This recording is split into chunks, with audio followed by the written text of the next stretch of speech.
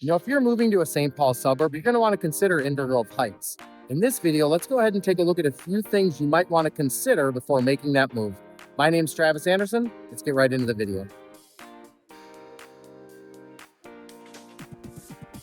Inver Grove Heights basically has three different areas of shopping. I'm in downtown Inver Grove Heights, right on Cahill Avenue. There's quite a bit of shopping here. And then a little bit south, you've got a Walmart. And then a little bit west, towards West St. Paul, you have like a Home Depot and things of that nature.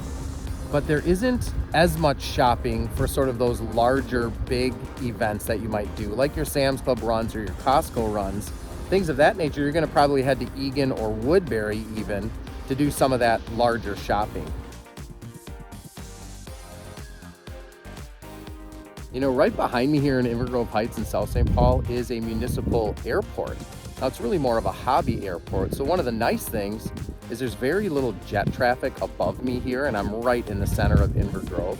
But on occasion, especially on the weekends, you'll get these hobbyists that'll cruise their planes around. They'll fly pretty low here. It's a really neat thing, but something to consider if you're moving right here to the local part of Inver Grove Heights.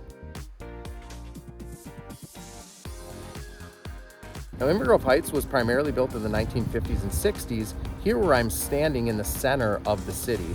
Now, I'm not too far from downtown, which is kind of nice, but Inver Grove Heights does have some older housing stock.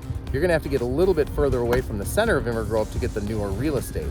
And as you head further south and further west, you're actually gonna end up in the 196 school district, living in Inver Grove Heights, instead of the 199 school district as where I'm standing right now.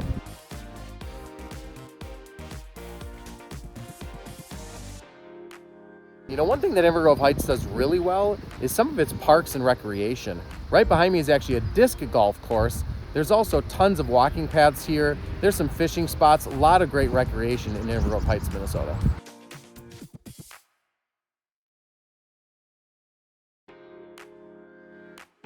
Now, the nightlife here in Inver Grove Heights is a little bit quieter than places like Woodbury or obviously in downtown St. Paul.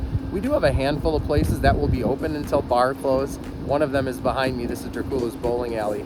But when you're looking for kind of a quieter place, Inver Grove Heights is going to have a little bit quieter of a nightlife than some of our other local suburbs.